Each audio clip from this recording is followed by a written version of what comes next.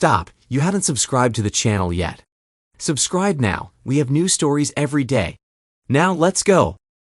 It wasn't exactly fair on my part to shoot them from cover while they were unaware of my presence, but the circumstances demanded it. There were 6 people in the clearing. One man was holding a knife to another man's throat, another was pointing a gun at a woman, and a third was pulling clothes off a young woman. My first shot hit the man with a knife square in the forehead, and he collapsed like a puppet with its strings cut. The man holding the gun turned at the sound of the shot, and my next bullet tore through his throat. The man who was pulling the woman's clothes stepped back and raised his hands in a universal gesture of surrender, but unfortunately for him, I wasn't taking prisoners. My third shot was another one straight to the forehead. I had no problem killing them. They weren't even close to being the first. Uncle Sam taught me how it's done and made sure I got plenty of practice shooting bad guys. With 3 down, I stayed put to make sure there wasn't anyone else around who could pose a threat. The man and the woman hurried over to help the young woman. As I watched what was happening in the clearing, I reflected on the events that had led me there. I was in Texas, a bit south of Presidio. I had been hunting wild boar and had just settled into my sleeping bag when I heard a woman scream. I grabbed my AR-15 and went to see what was happening. I reached the trees surrounding a small clearing and observed the scene. It wasn't hard to figure out who the bad guys were, and I dealt with them. Even the one who tried to surrender had to die because I didn't want to involve the local law enforcement in this matter. In truth, my wild boar hunt was over, and by dawn, I hoped to be halfway home to Colorado. I was curious about what was happening. I walked into the clearing with my rifle in hand and approached the 3 people there. As I got closer, I pointed to the woman whose clothes had been torn and asked if she was all right. The man, who was clearly Latino or possibly Mexican, since we were near the Texas-Mexico border, responded in fairly decent English, "Thanks to you, she's okay, Segor." He explained that he had paid the men with a knife and the gun to smuggle him and his family into the United States and deliver them to his cousin, who lived in Las Cruces. They had met the 2 men near Ojinaga, and after crossing the border, they encountered a 3rd man who was supposed to drive them to Las Cruces. They were brought to the clearing, and one of the men said he needed a little extra sweetener for what he was doing and began tearing Jonata's clothes. I asked where their car was, and he said it was parked further up the road from the clearing. I asked if he could drive, and he agreed. I went over to the bodies and searched them. I found $3,000 on the man with a knife and another $2,000 on the other 2. I handed all the money to the man, whose name was Roberto, and told him to put his family in the car, follow me, and would drive him to Las Cruces. It was only a 5-hour drive, and when I dropped them off, I waved goodbye and headed back to Denver. Because I cut my trip short, I returned 3 days early. I was surprised to find my driveway packed with cars. I assumed my wife, Anne, had probably invited some of her friends over for a card party. I went inside and discovered I was half right. There was a party, but no cards in sight. Steph, Anne's best friend, was on the couch with some guy I didn't recognize. Bess, one of the women Anne worked with, was draped over the back of a chair, and another guy, one of Anne's co-workers, though I couldn't recall his name, was with her. Seeing all this, I had no doubt what I would find when I reached our bedroom. As I passed by the guest room, I peeked in and saw Anne's brother Tom with another one of Anne's co-workers. When I got closer to our bedroom, I heard a man's voice shout, "I'm almost done. Who's next?" When I reached our bedroom, I saw I was right. Anne was on our bed with her boss. Have I mentioned that I pulled out my phone and recorded everything? Needless to say, my appearance caused quite a bit of chaos. Steph spotted me and yelled, "Oh crap," as she tried to wriggle free from the guy with her. The man with Bess stepped back, raising his hands defensively as if to say, "Hey man, this isn't my fault. I'm just along for the ride." Tom's expression as I passed the guest room said it all. What the hell? You're not supposed to be here, but the absolute terror on Anne's face was something I knew I'd remember for years. Rick, her boss, decided to play the tough guy and jumped off the bed, assuming some kind of correct stance. I just laughed at him.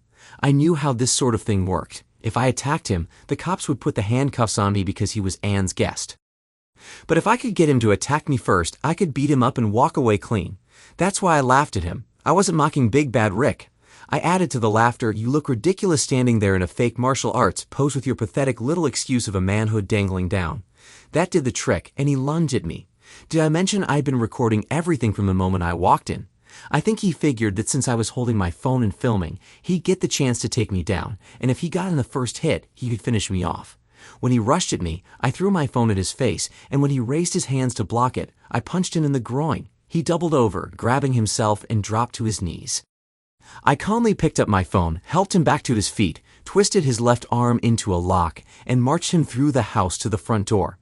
Then I shoved him, naked, out onto the porch, shut the door, and turned on the porch light. While I'd been dealing with Macho Rick in the bedroom, almost everyone else had dressed and left. Except for 3 people. Tom, who said he stayed to make sure I didn't hurt his sister. Steph, who claimed she would be there for Anne if needed. And of course Anne. Steph asked what I planned to do, and I told her I was going to divorce Anne. Why? It was just casual sex. There was no love in it. I don't think so. She took the same vows I did. I felt desire for other women, but I never acted on it beyond that desire. I've been madly in love with you ever since we were introduced, but I swore to leave everyone else behind and never even hinted at how I felt. Anne made those same vows and broke them, and from what I can tell, this has been going on for some time. I returned to the bedroom, where Anne was sitting on the bed, crying. I told her to stop crying and pack her things. She sobbed, "I don't have to leave. This is my house too." "No, it's not. Not anymore. Remember the prenuptial agreement your father insisted I sign before our wedding?" Anne's family was fairly wealthy, and her father wanted to ensure that the family business stayed in the family. I didn't care about his business. All I wanted was his daughter, so I signed it without even bothering to read it, tossed it in a drawer, and forgot about it. That is, until my brother caught his wife cheating and divorced her. His wife acted like a thief, and my brother got taken advantage of. One evening, while we were having drinks at Bud's bar, he told me he wished he had a prenuptial agreement like mine. Out of curiosity, I dug it up and read through it. There was a clause about marital infidelity stating that the guilty party would leave the marriage with nothing but the clothes on their back and whatever was in their name. Everything Anne and I had was shared, so she ended up with nothing. Anne dressed and left, undoubtedly taking her naked boss with her. The next morning, I went to the bank as soon as it opened. I closed all our joint accounts and opened new ones solely in my name. Then I found a lawyer and initiated divorce proceedings. I also learned that we lived in a no-fault divorce state. When I asked if it mattered that her boss was also the owner of the company she worked for, he asked me if I knew whether the company had a corporate policy and procedures manual. I told him I was pretty sure they did. He then asked if I knew whether there was a section about relationships between a supervisor and someone they supervise. I said I was almost certain there was. Anne had a copy of that manual at home, and I figured it was still there since all she had taken with her was her clothes. When I got home that evening, I checked, and sure enough, the manual was still sitting on the shelf in our home office. The next morning, I took it to my lawyer. After reading it, he said, "We've got him." The papers were served to Anne and her boss at work in front of all their coworkers. 2 days later, we received a response from their side. When I got home from work, Anne's father was sitting on the porch. After we exchanged greetings, which were polite, he asked if we could go inside and talk. Once inside, he asked, "What's this nonsense about you divorcing Anne and kicking her out of the house?" "It's her home too. I caught her cheating and threw her out. This is all because of you. Remember the agreement you made me sign before we got married? The one that said if either of us cheats, the cheater leaves with nothing but their clothes. Do you remember that? She's human, Bob. She makes mistakes like everyone else. Anne loves you to death. I'm sure you can get past this. I know you love her." Maybe if it had been a one-time mistake, but from what I've learned, this has been going on for over a year and with more than one man. That agreement you signed was only meant to keep the business in the family. Then you should have written it that way. The way you worded it, it's clear that if either of us cheats, they walk away with nothing. This is all your fault. You wrote it. You made me sign it. This is on you and Anne. You need to go easy on her, son. If you force me to hire a lawyer for her, things could get messy. I pulled my phone out of my pocket, pressed a few buttons, and said, "You want trouble? I'll give you trouble." I held up the phone so he could see for himself what I discovered. He looked at it and then, with surprise, said, "Wait, that's Tom." Yes, it was him. Then he heard from our bedroom, "I'm almost done. Who's next?" as I approached the door. Then he saw his dear daughter and her lover trying to get out of bed. I stopped the video and said, "How unpleasant would it be for all your friends and relatives to receive a personal copy of this?" "You wouldn't dare." "Oh, I would. If you stay out of this, on the day the divorce is finalized, I'll destroy it. No one but you, me, and my lawyer will ever see it. But if you hire a lawyer for Anne and fight the divorce, I'll go nuclear. The choice is yours." Then he surprised me by pulling a .38 revolver from his pocket and demanding I hand over my phone. For what? What are you going to do with it? Delete that cursed video. Fine, I said, then it's nuclear war, and I handed him the phone. He waved the gun in my face and ordered me to step back to the other end of the room. I did as he asked, watching him press buttons to delete what I had on his daughter. He put the phone down, stood up, and said, "See you in court," before leaving the house. As soon as he was gone, I went to my computer and sent the video to my mother-in-law. Half an hour later, my father-in-law called. You dirty son of a gun. How could you stoop so low as to send that filth to my wife?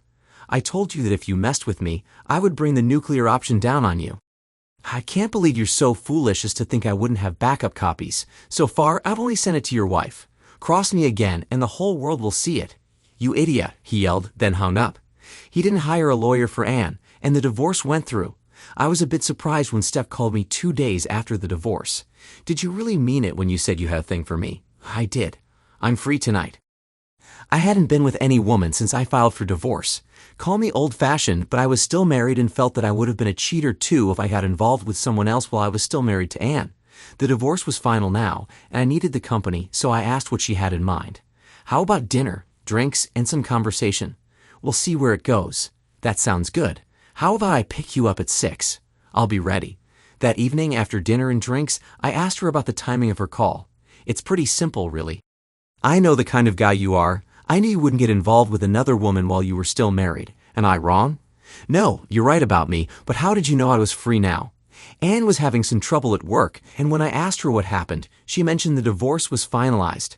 You know she still loves you, right? But not enough to stay faithful. It wasn't entirely her fault.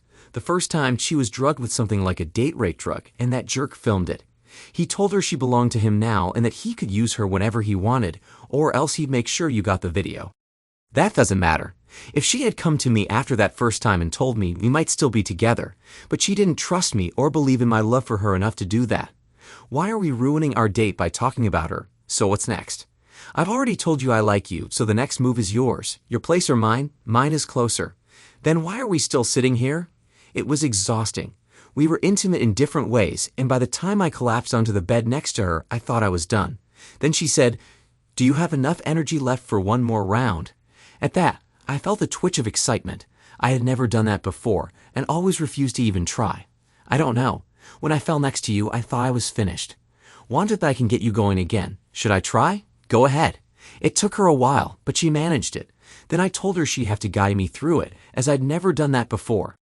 She gave me a strange look when I said that, and I asked her why she was looking at me like that. She replied, "Anne loves it when she's taken that way." Another thing I can hold against her, since she never did that with me. Steph explained how it's done, and I liked it. When we were finished, she went to the bathroom and came back with a washcloth and a towel, cleaning me up as she said, "I want everything nice and ready for the first time we wake up together in the morning." That was my first clue that Steph planned to stay the night, so I asked what her plans were for the next day. She laughed and told me, "I'm staying here and spending the day with you. Does that work for you?" I had some things I needed to do, but nothing that can't wait until another day. We lay in bed, and as I waited for sleep to take over, I wondered where this would lead. I got my answer the next morning over a late breakfast. We woke up curled up next to each other. Her hand slid down and found me, and I responded to her touch. We repeated things 3 times before taking a break to grab something to eat. Over pancakes and bacon, she said, "I don't want you to get the wrong idea. I'm not interested in a long-term relationship.